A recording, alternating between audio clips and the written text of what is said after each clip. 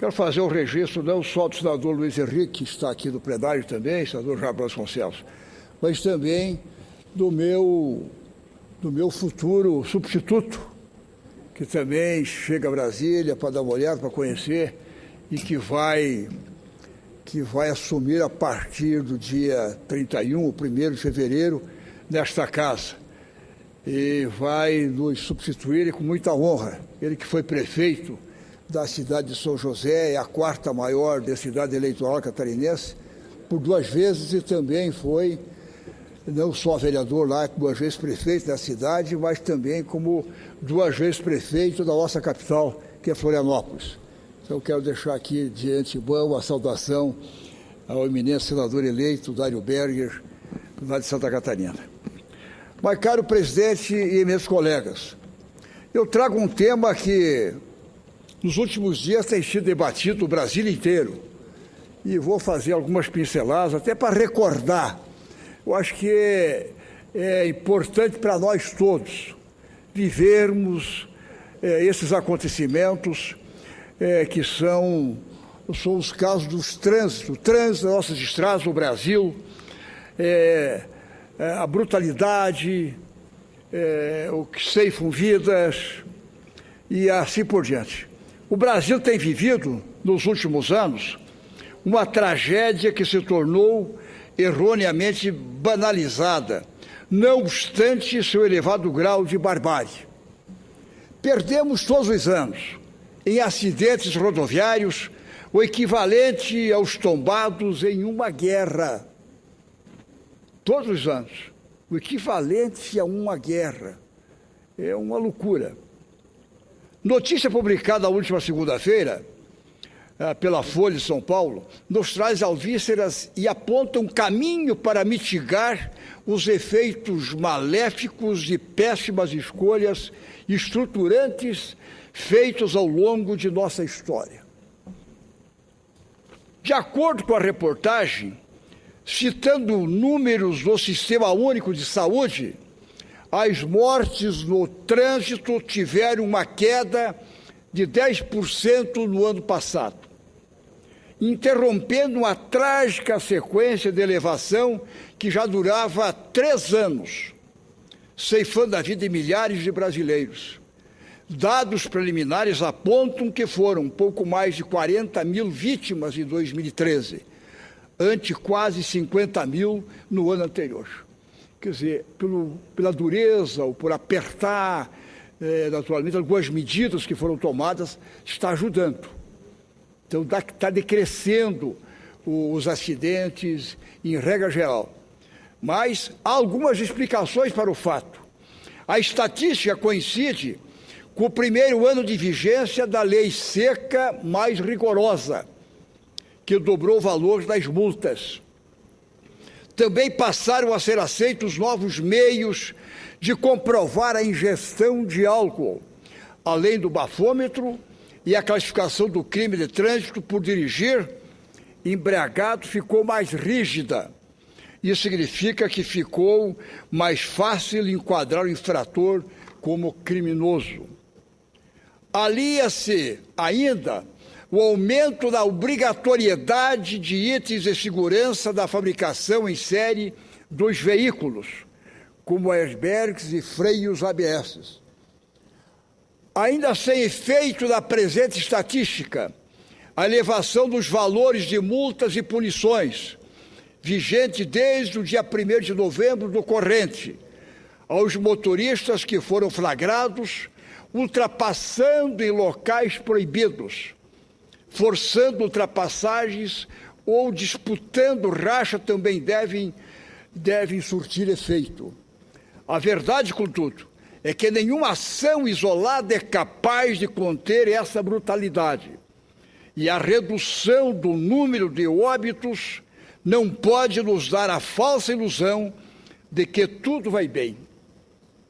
Nossa mortalidade ainda é elevada quando comparada a países desenvolvidos. O número de acidentes também, à guisa da redução dos falecimentos, continua crescendo há 5 anos consecutivos, foram 171 mil internações pelo SUS em 2013, portanto, no ano passado.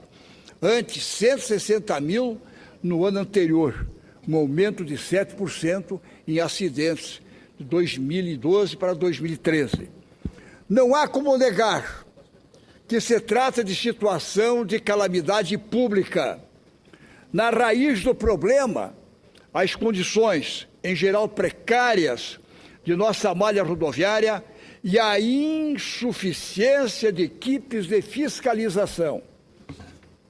É preciso destacar ainda a errônea opção brasileira pelo transporte rodoviário individual, ou seja, carros e motos, em detrimento de um transporte coletivo eficiente no que diz respeito ao planejamento urbano de nossas cidades. A frota brasileira atualmente é de 80 milhões de veículos. 80 milhões de veículos dá quase para cada 2 pessoas um veículo no Brasil.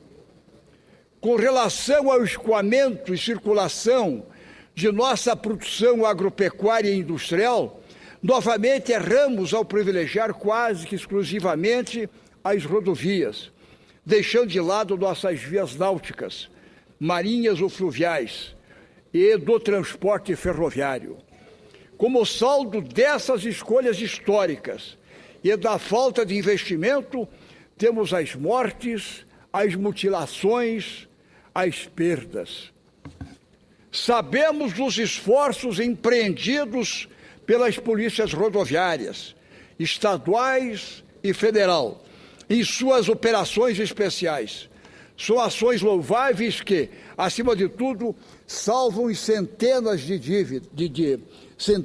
vidas. É preciso, contudo, uma ação permanente e ordenada entre todos os atores envolvidos, seja da esfera pública ou privada. Planejamento, investimento e educação são vetores indispensáveis nesse esforço hercúleo e necessário contra a brutalidade do trânsito. Este último vetor, infelizmente, também tem sido relegado. A lei determina, por exemplo, que 5% da arrecadação do seguro DPVAT seja repassado ao DENATRAN, Departamento Nacional de Trânsito, para aplicação em campanhas publicitárias, visando a redução de acidentes. Em 2013, o valor repassado foi superior a 445 milhões de reais. Convenhamos, trata-se de um volume mais que suficiente para a realização de campanhas preventivas e de educação no trânsito que alcancem toda a população brasileira. Contudo, repito, não é isso que vemos acontecer. Segundo dados do próprio DENATRAN, na execução orçamentária do ano passado, foram empenhados quase 30 milhões para campanhas de publicidade de utilidade pública e educação no trânsito. Destes, foram liquidados pouco menos de 9 milhões de reais. É um percentual ínfimo diante do repasse feito pelo DPVAT. O DPVAT repassou 445 milhões de reais para o DENATRAN. O DENATRAN destinou 30 milhões para a campanha de publicidade e educação do trânsito. E dos 30 milhões destinados, apenas menos de 9 milhões foram usados de verdade neste tipo de campanha para mudar a cultura no país. O combate à violência no trânsito é premente e não pode ser fruto de um programa de governo. De forma isolada, deve sim integrar uma ação permanente elevada à potência de prioridade de Estado. E para finalizar, senhor presidente e nobres colegas, as perdas econômicas e principalmente de vidas abreviadas desnecessariamente são por demais custosas ao Brasil e justificam o empenho vigoroso de nossas forças. São essas as considerações, senhor presidente, que não pude deixar de trazer à casa da tarde de hoje, corroborando até com o que a imprensa nos últimos dias, escrita, falada, televisionada e assim por diante tem, para que nós do Senado não fiquemos de lado, para que nós do Congresso Nacional também meditemos, para que, na verdade, para que nas escolas do Brasil, nas universidades, em toda a parte, se debata esse tema, repito, para que possamos economizar, não só no campo econômico, mas principalmente, como disse no encerramento, vidas de nossas famílias, de pessoas e assim por diante. Essas são as considerações que vou deixar de trazer na tarde de hoje, caros colegas dessa casa. Muito obrigado.